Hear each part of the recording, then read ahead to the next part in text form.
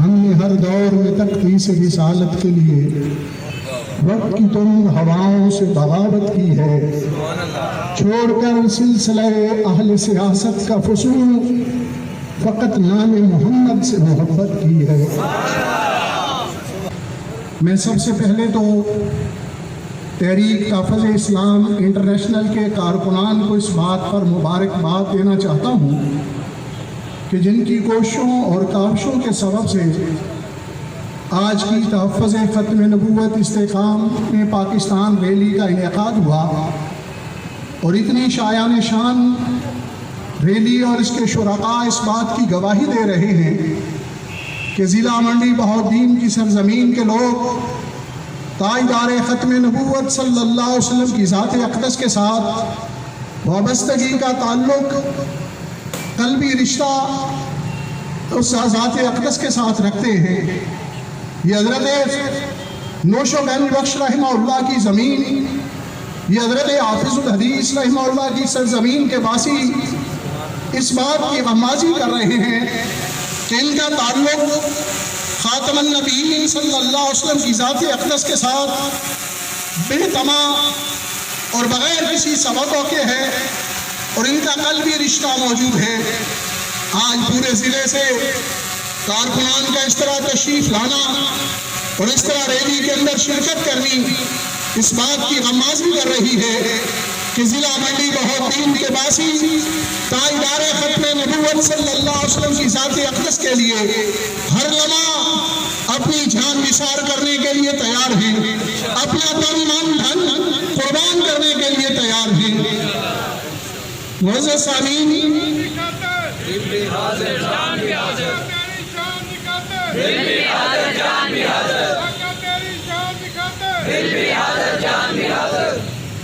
آج کی ریلی چونکہ 7 ستمبر یوم ختم نبوت کے سلسلہ کے اندر رکھی گئی تھی، تو اس حوالہ سے میں عرض کرنا چاہوں گا کہ 7 ستمبر کا دن تاریخ پاکستان کے اندر وہ مبارک دن ہے، وہ عظمتوں والا دن ہے، وہ توقیر اور رفعت والا دن ہے، جس دن نظریاتی مملکت کی نظریاتی اسمبلی نے ایک نظریاتی فیصلہ کیا اور کروڑوں عشاقان رسول کی تمنا اس روز پوری ہوئی جب فتاوی رضویہ آئین پاکستان کا مبارک حصہ بن گیا، ہماری آئین کی دفعات کے اندر شامل ہو گیا۔ آج اس موقع پر ان نظیر مشہوروں اور مشائخ اسلام کی خدمات کو بھی خراج تحسین پیش کرنا چاہتا ہوں، جن کے علمی جہاد کے سبب سے، جن کی قلبی قوت کے سبب سے، جن کے دل کے رضا کے سبب سے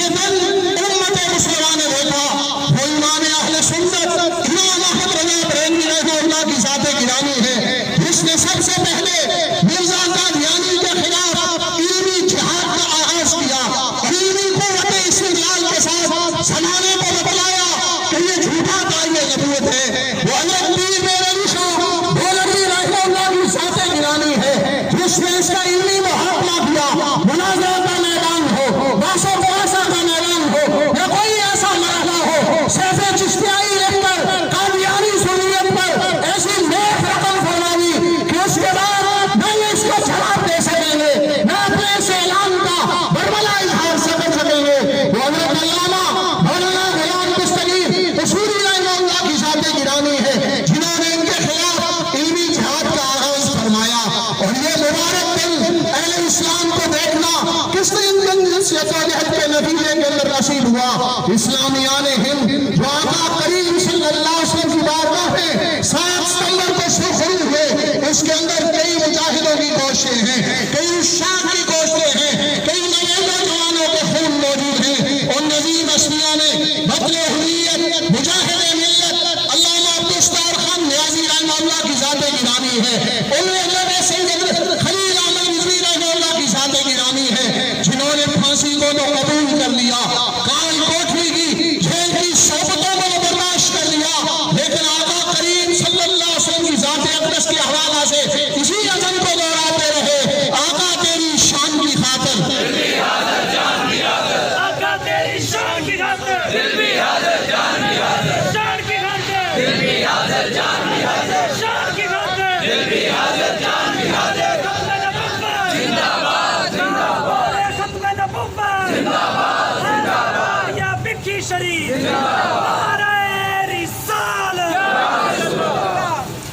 1953 کی تحریک ختم نبوت کے اندر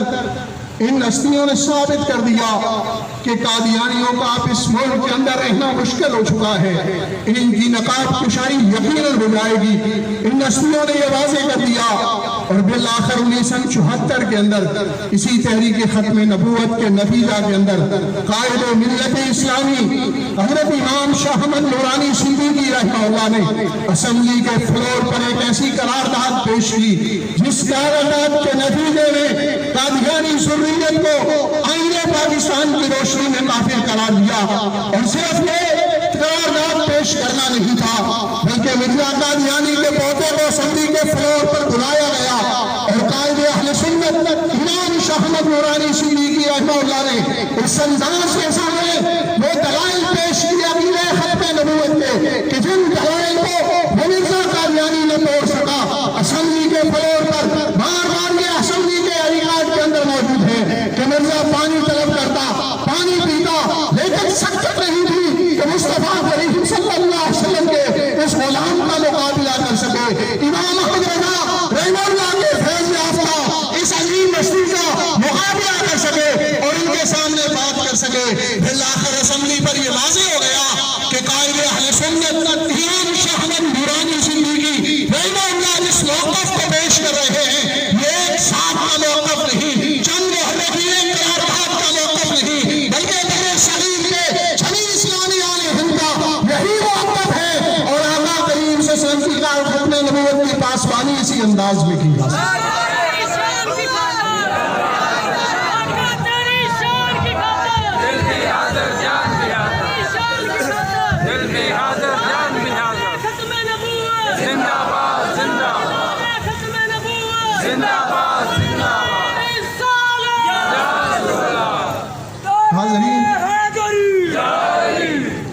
حاضرین، ہم سے یہ غلطی ہوئی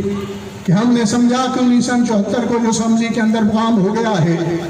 وہ اب شاید تحریک ختم نبوت کا اختتام ہے اور یہ کام مکمل ہو چکا ہے۔ یہ ہماری غلطی تھی، اس لیے کہ قادیانیوں نے اس کے بعد صرف دین اسلام سے غداری نہیں کی، تاجدار ختم نبوت صلی اللہ علیہ وسلم سے غداری نہیں کی، بلکہ انہوں نے ہماری نظریاتی ریاست کی اساسوں کو کمزور کرنے کے لیے کوشش شروع کر دی۔ میرے پیارے وطن عزیز کے ساتھ انہوں نے انتقام لینے کی سازش شروع کر دی،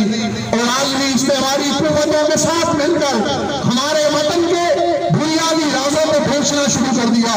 اسی بنا پر بھی ہماری دنیا میں کہیں ایسا خطہ میسر آ جائے جس طرح یہودیوں کے لیے عالمی استعماری طاقتوں نے جگہ پیدا کی ہے، اسی طرح کی ہمارے لیے بھی جگہ پیدا ہو جائے، تو یہ غداری ایک نہیں کہ اس کو ایک جملے میں میں بیان کر دوں، بلکہ ہمارے دیش کو ہر جگہ تکلیف دینے کے لیے، ہر جگہ اساس کو کمزور کرنے کے لیے، ہمارے ملک کی اساس اور بنیادوں کو کمزور کرنے کے لیے یہ ہر مرحلہ لوگ موجود رہے ہیں۔ وہ 1965 کی جنگ کا معاملہ ہو، 1975 کا معاملہ ہو، یا اس کے بعد کئی ایسے راز جو ISI سے ان لوگوں نے ایسے انداز میں جو ہے افشا کیے کہ جس سے ہماری افواج پاکستان کو، ہماری سیکورٹی کے اداروں کو اور ہماری جو ہے مخبر جنسیوں کو تکلیف اٹھانی پڑی اور شکست اور عظیمت اٹھانی پڑی۔ یہ قادیانی ضروریت ملک اور اسلام دونوں کی دشمن ہے، اس لیے میرے قبلہ والد گرامی حضرت ثانی صاحب رحمہ اللہ نے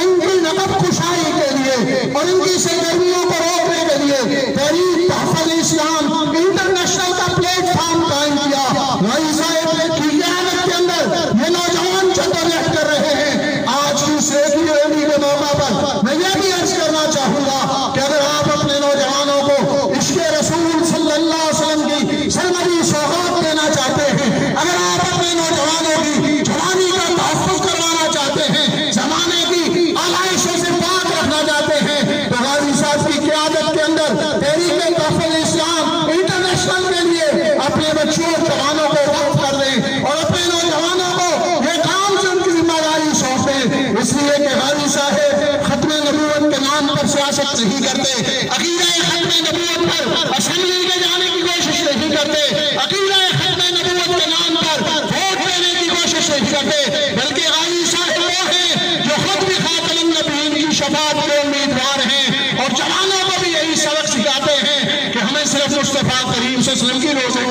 شفاعت چاہیے۔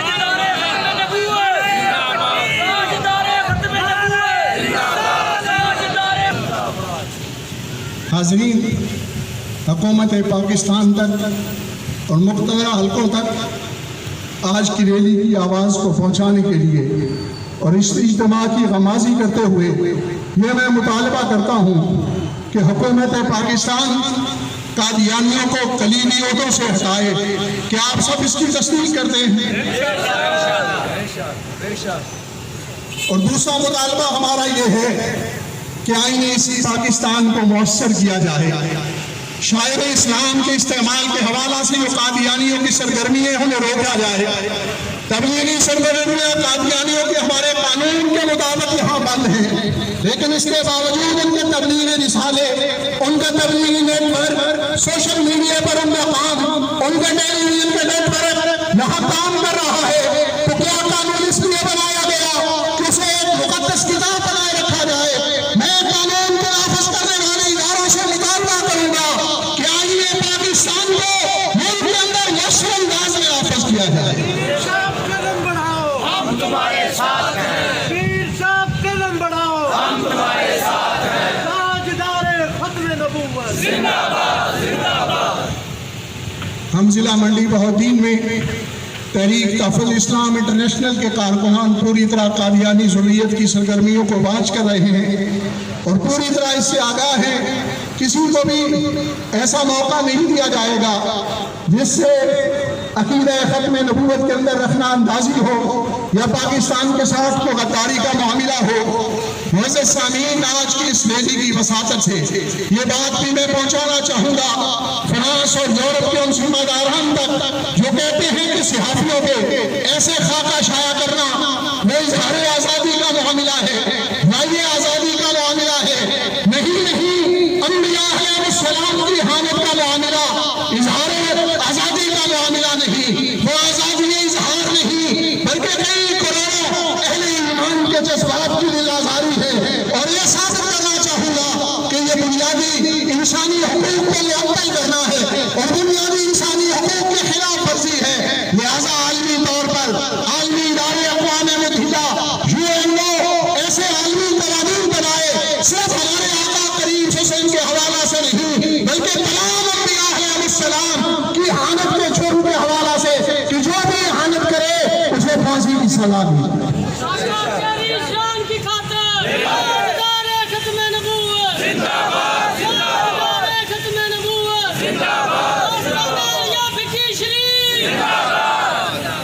آخر کے اندر انتہائی دکھ اور تکلیف کے ساتھ گستاخ رسول کی ایک سزا، گستاخ رسول کی ایک سزا۔ اپنی گفتگو کو اختتام کی طرف لے جاتے ہوئے انتہائی دکھ اور کرب کے ساتھ یہ بات بھی مجھے کہنا پڑ رہی ہے کہ ماہ محرم الحرام جس کی عظمت و توفیق اسلامی تاریخ کے اندر پہلے بھی اجاگر تھی، لیکن سید الشہداء امام علی مقام سیدنا امام حسین رضی اللہ تعالیٰ عنہ اور فارق حق و باطل شہکار رسالت جناب سیدنا فاروق اعظم رضی اللہ عنہ کی شہادتوں نے اس ماہ اقدس کو مزید چار چاند لگا دیے۔ ایسے محترم مہینے کے اندر صحابہ کرام رضوان اللہ اجمعین کی حامد کے واقعات سامنے آئے۔ صحابہ کرام رضوان اللہ اجمعین کے حوالہ سے تان درازی کی گئی، اپنی زبانوں کو کھولا گیا، تاجدار ختم نبوت صلی اللہ علیہ وسلم کی بارگاہ سے براہ راست فیض یاب ہونے والوں کے بارے میں ایسی ناپاک جسارت کی گئی۔ میں اس کی شدید مذمت کرتے ہوئے حکومت پاکستان سے یہ مطالبہ کروں گا کہ توہین اہل بیت اطہار رضوان اللہ اجمعین اور توہین صحابہ کرام رضوان اللہ اجمعین کے حوالہ سے مؤثر قانون سازی کی جائے تاکہ اسلامی معاشرے کے اندر کوئی آدمی ایسا جرم کرنے کی جسارت نہ کر سکے اور جن مجرموں نے ایسا کام کیا ہے انہیں قرار واقعی سزا دی جائے۔ گستاخ رسول کی ایک سزا، گستاخ صحابہ کی ایک سزا۔ میرے نبی کا ہر صحابی جنتی، میرے نبی کا ہر صحابی جنتی جنتی، میرے نبی کا ہر صحابی جنتی جنتی، میرے نبی کا ہر صحابی وما لی الا